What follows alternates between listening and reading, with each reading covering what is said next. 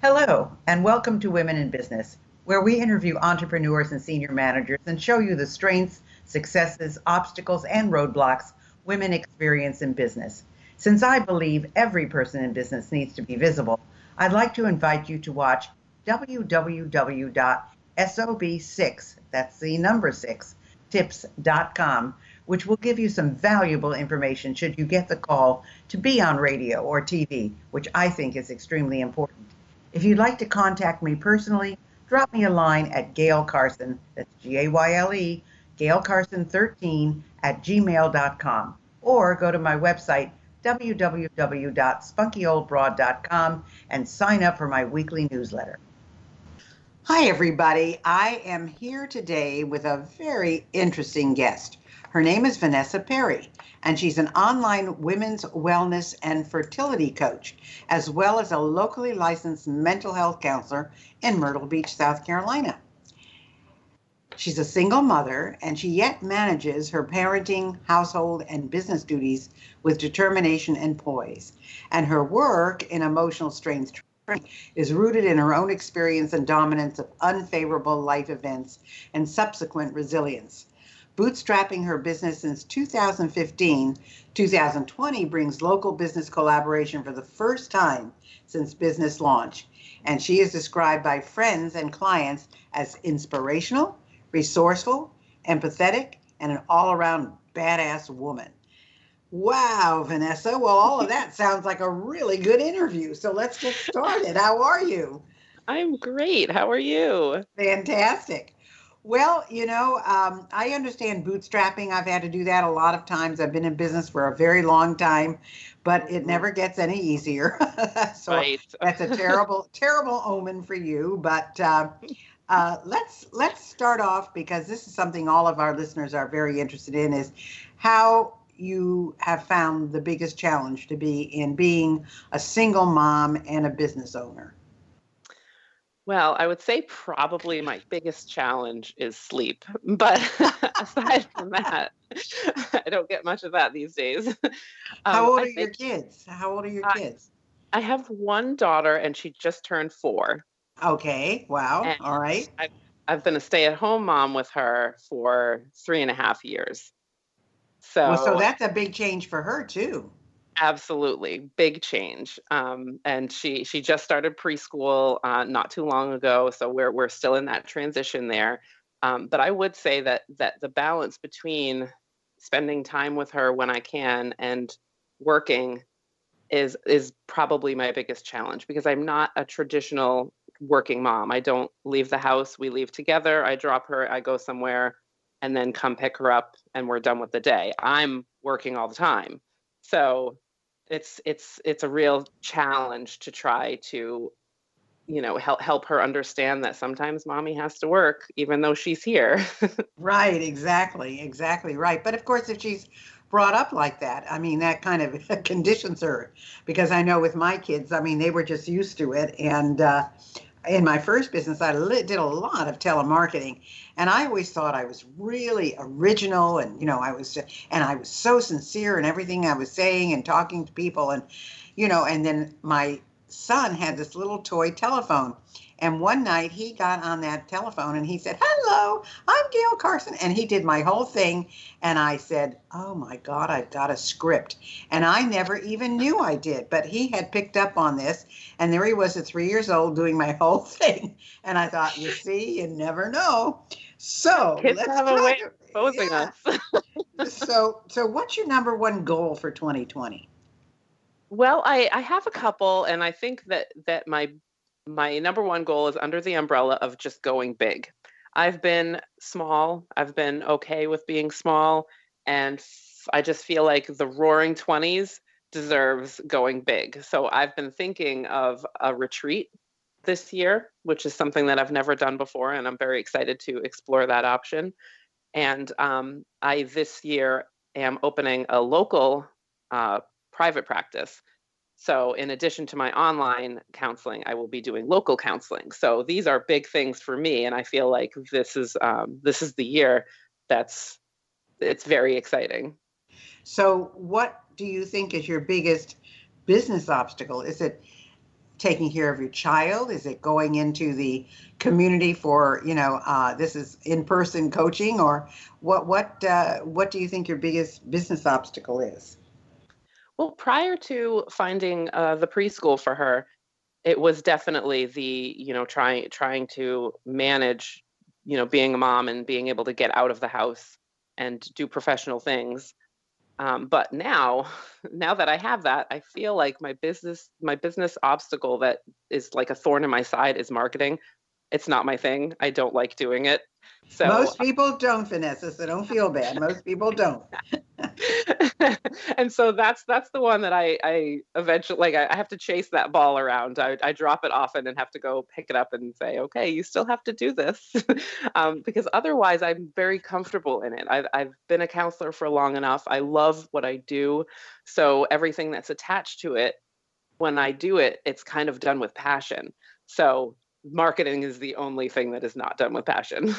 Well, it's interesting because once you get your feet wet in terms of, going outside your comfort zone and going into the community and so forth, you'll find things, that will naturally lead to marketing, and you'll figure out what's the best thing for you to do. The problem is in any business and in any profession, and especially like counseling or coaching or speaking or any of those kinds of things, you market until you get busy. Then you get busy so you don't market. And then when you don't have anything on your plate, then you have to start marketing again. So it's a continual process that you have to find some kind of way to do it, whether it's I'm going to do my counseling from Monday to Thursday and market on Friday, or I'm going to do my counseling from 9 to 1 and then do marketing in the afternoon. I mean, however you decide to do it, it's an ongoing thing. So let's talk about, though, your business now. How did you get into counseling in the first place? Well, I was one of those very lucky people that from a young age, I knew I wanted to be a counselor. When I was in high school, I was elected into what they called peer outreach, and it was a student body election that, you just wrote down the name of somebody that you go to if you needed help, if you needed somebody to talk to. And so I was one of, I think there were 7 people that were elected in the whole school. So it was a big honor. And we went away on weekend trainings, and we did a lot of work on being a good peer counselor, and I absolutely loved it. And from that moment on, I did not want to do anything else. So I had, from ninth grade, I knew I was going to go to school. I knew I was going to get my master's degree. I knew all of those things were going to be. What happened, though, after my master's degree is that I got into the field, and that's where the real learning begins. That's when you really learn where your passion lies, because the counseling field is so large and you don't really know that when you have, a teenage brain. Right. So yeah. So that I took a lot of turns. I spent a lot of time working in addictions, which I did love too. I have, a personal family connection to addiction. So I enjoyed that work as well. But it's kind of like what came to me is what I went toward. I kind of what was coming naturally to me, who was coming naturally to me, I latched onto. And so that's why I have my specific women's wellness and fertility coaching, because those are the things that people come to me most for. So how did you get into fertility coaching? I mean, is there a specific training for that? Did you have to go back to school for that? How was that? Well, it's not a field. It's kind of a field that's, I don't want to say new because it's not brand new, but it's not saturated. It's not a saturated market. It's not something that people think of doing, because when you're in fertility treatments, it's so expensive. It's so expensive, the medical side. So the thought of adding on counseling or coaching for some people is difficult for them to do. But for me personally, I went through infertility. I went through fertility treatments that were failed. And I went through a period of time where I just believed I wouldn't be a mom, which was my number one goal in my entire life, until I had my miracle baby. But what happened through that process is my friends that saw me struggle and saw me, kind of overcome and be emotionally well through all of the pain, it kind of became, well, this is the person that we go to for this. So as people started to have difficulty, they would spread the word to their friends. Oh, I know somebody who went through it and she's really great and she's also a counselor. So like she not only gets it because she's been there, but she can totally help you emotionally. And so again, I kind of fell into it, and having that personal experience though definitely helped me because I know a lot more of the ins and outs. There is a certification that I got from the American Society of Reproductive Endocrinology. I believe that's the society. But so that's, you don't need that, but I felt like I should get that because there are things that have to do with infertility that I don't know because I'm not, a medical doctor. So I wanted to Right. make sure that I had as much information as possible for all of my clients. So, you went into fertility coaching and you are doing well, let's talk about your practice. I mean, how is it divided up? Is it 50-50? Is it mostly fertility now? Or what does your practice look like? It changes. Like you said before, with the cycle of marketing, it kind of changes with the cycle of who I see. I try when you're a helper, when you're a counselor, it's really hard for you to turn people away. So people that come to you for help, if you feel like you can help them, you will help them. I actually have, a couple male clients, which I never thought I would have. Um, but mostly right now, I would say the swing is in emotional strength training. It's a lot of women's wellness, and the 3 or 4 people that have dropped off because they had their miracle babies this year, I haven't replaced them in fertility yet. So it kind of goes back and forth. Whatever's open, I fill it with whoever wants to be there. Interesting. So, what do you believe is your greatest success in all the counseling that you've done? Well, I think probably personally, my greatest success is I've moved a lot. I've been through a lot of difficult things, and I've moved a lot and kept my business going, which to me is, I mean, there were many times where I thought it was going to fail. But And that's the luxury in having an online business is that you can move and it doesn't matter because you're still connected. exactly. And that was, I think, when I was making my first move was when I decided to do the online counseling for that reason, because I thought, you know what, I don't want to have to go through this every time. But I think in terms of success, my greatest success has been overcoming the fear and the self-doubt that happens when you start a business, because you're so afraid. I was so afraid that people would maybe ridicule me, that people would think that I wasn't, a strong enough business person or entrepreneur. I certainly didn't have the same traits as the typical go-getter in the field. And I just kept going and I kept being me and tried to, build my brand as who I am and not what I do. And that was a great success for me in terms of my business because it changed the scope of everything. Well, it seems like you started your business and you had your daughter around the same time. I did. So how did that all happen? Because I mean, that's not really an ideal situation, but it's one that you've managed. So what made you do that? I mean, why did it all happen at one time, I guess, is what I'm asking. Well, a side effect of being really effective at, handling your challenges is that you don't see a lot of things as challenges. And so when I had my daughter, it was very difficult for me to leave the business world because I had always worked since I was a teenager. I had always been, kind of the breadwinner. And so when I had her and the time came to think about whether or not we wanted to put her in a daycare or have me stay home, we decided that I would stay home, but it was very, very difficult for me to stay home and do nothing and not be working. And, not that I was doing nothing because newborns are very, very challenging, but I still have that working woman in me. So it started very, very small. I mean, I'm talking 1 or 2 clients for a very long time because, finding the time to do it was a big challenge back then. But, I regret nothing. It wasn't impossible, obviously. So I did it. So how did you find balance when working from home? I would assume that that changed even as young as she is, that it changed from the time she was a newborn to now where she's in preschool. Um, I mean, I would think that somehow that your organization pattern has changed. Yes, and organization became key, something that I didn't realize I was not strong in. I guess because when you're working in a structured environment of an office, a lot of structure is provided for you. And so being home, I had to learn, and it was the school of hard knocks for sure, because sitting down to do work that, especially in the beginning, and I know that you know this from having to bootstrap your businesses, you sit down to maybe tweak your website and you see the dishes need to be done.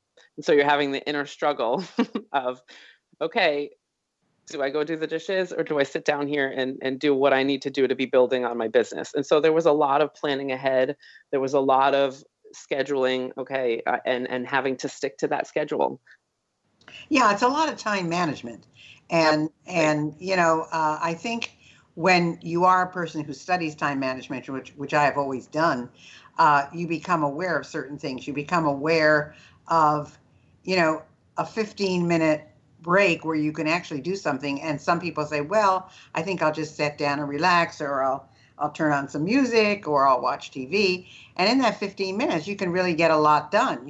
So as a matter of fact, in many, if not most, time management programs, they tell you to break your tasks up into 15-minute segments, 30 minutes at the most, because that's how you chunk things down and you get things done. So it's a lot of time management, and I know it's only going to get worse because, as she gets older, she gets involved in activities, whether it's dance lessons, piano lessons, soccer, gymnastics, whatever it happens to be. She's going to want to do some of those things because her friends are doing it. And it's just natural that she will want to do it. So, that's something that you're always probably going to have to look at. So who do you consider then your ideal client? If someone were to say to you, okay, Vanessa, I'm going to stock your business with 20 ideal clients, who would that be?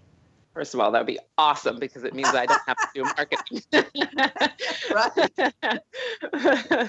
But for me, the people that I work the best with are people who are motivated, people who are, willing, they're open. In order to speak to somebody online, either by video chat or on the phone, it's not as easy as people would think to open up.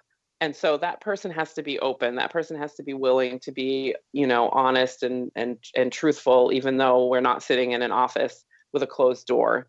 I work well with people who know who I am and how I am, because that sometimes is not fitting to people. That one of the things that you learn when you're a counselor is that you're not going to be able to help everybody, because not everybody can have a bond with you in order to work with you. So if there are people who are a little more introverted, they might find me a bit much. So how do your clients find you? I mean, you said I really don't like marketing. I know I have to do it and I try to do it. So how do people find you then? Where do your clients come from? A lot of my clients have come from word of mouth, which is great because, again, marketing is slow for me. But I try to stay active on Instagram and talk to people on there and follow their conception journeys and things like that. And sometimes people will, just be curious. On every week on my Facebook page, I do a live chat.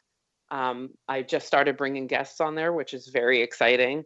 And I'm sure that as a show host, it's fun. It's fun to have somebody else to talk to. So I do that, and I get people from that. They'll send me a message and say, I really like your style of talking to people. I like, I need the humor. I need, somebody who's going to have a lot of compassion for me and empathy for me, but also is going to tell me the truth, even if I don't want to hear it.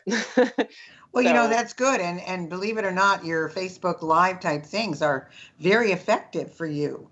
So, I mean, that's a form of marketing. Don't negate that. I mean, that is really something that a lot of people want to do and don't know how to do and can't do. So you're doing very well with that. That's terrific. And it's so easy. I mean, I would so much rather just go live than to make a video and edit it or anything like that. Just here it is. Well, that's great. And of course, you don't have to do video, and if you do video, they say, and I'm just going with what the experts say, it doesn't have to be fancy and it doesn't have to be edited and it doesn't have to be perfect. It just has to be you. And when you make mistakes and you can laugh at yourself, that endears you to people even more because they go through the same thing. So they like to know. I mean, I have someone who is extremely successful. I mean, she has got a 7-figure business and she goes on without makeup. She goes on, wherever she is, and she just, has a wonderful time, it's really interesting to see that you're able to do that. I think that's wonderful. So a question I want to ask you is, what's the main difference between a male client and a female client? That's a great question. And I'm so glad that you asked it because I, especially this week, have been talking about it a lot because the male clients that I've had, there's so much resistance with them because of how society, we still view mental health issues and that whole stigma that's attached to it. But especially for men are still taught that they have to be tough and that talking about your feelings makes you weak. And so I find my women clients are so open with me. They'll tell me everything. And my male clients, I kind of sometimes have to drag it out.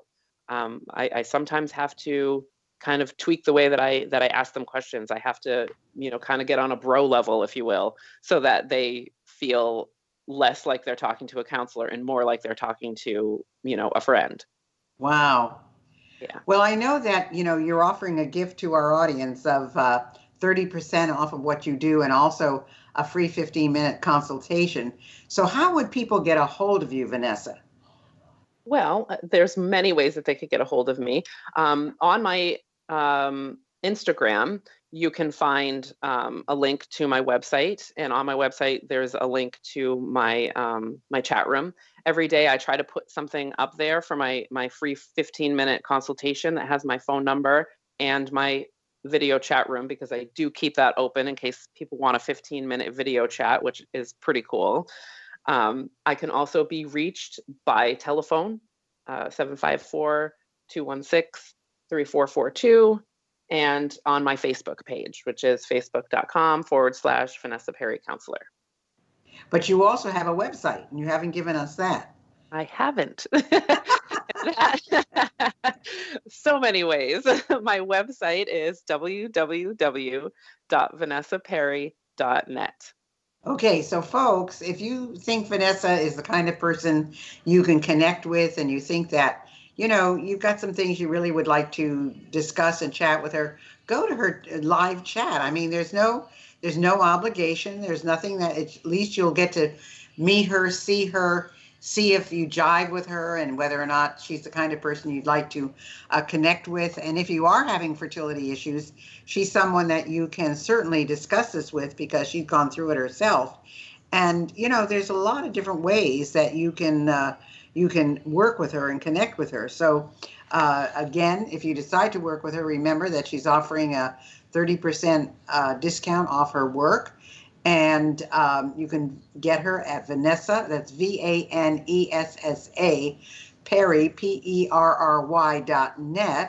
You can also go to Instagram and to Facebook. You'll find her there. And if you want to call her, her telephone number is 754-216-3442. Well, I'll tell you, Vanessa, it has really been very interesting. And we've got about a minute left. Anything you want to leave our audience with? Well, now that we're heading into, or we're in 2020, I definitely feel like we can bring back the roaring 20s, and I've been so excited about it. I can't stop saying it. But this can be your year. This can be the year where you change everything that you want to change, and you can go big and I'm here to help you do that. I love to help people transform and rise. It's literally my favorite thing. So anybody out there that's listening, if you think you can't do it, just give me a shout and I will help you know that you can. Yeah, I mean, this is wonderful. I mean, I know there are many of you out there who say, gee, I wish I knew somebody. I wish I could go to someone who I feel comfortable with. How do I really know how good they are? But you've heard Vanessa. She's very down to earth. She's very much gone through some of the things I'm sure you're going through. She's a single mom. She's got a little girl that she's got to work around the hours. She's gone through fertility issues, and she's been doing this for a very long time. So I hope that you're going to have some people calling you, Vanessa, because I think you'd be very, very helpful to them, and I just think it would be a terrific opportunity. So the fact that you are willing to do that, I think is fabulous, and we really appreciate it. And your little girl one day is going to know just how fantastic you are, and I'm sure you're going to find her following along in your footsteps, because somehow, like my son did with me, they absorb all of this, I think, through osmosis. I don't know. But, I was really surprised when he got on the phone and he started doing his thing. And I thought, wow. So, Emily, for sure. And thank you so much for having me on. Oh, I really appreciate that. You are so welcome, Vanessa. Thank you for being with us. Thanks for listening to Women in Business. I hope you enjoyed today's show. And if you have any suggestions as to who you'd like me to have as a guest, just email me at gaylecarson13@gmail.com. Be sure to check out www.sob6tips.com. And in the meantime, go to www.spunkyoldbroad.com to see the resources I have for you.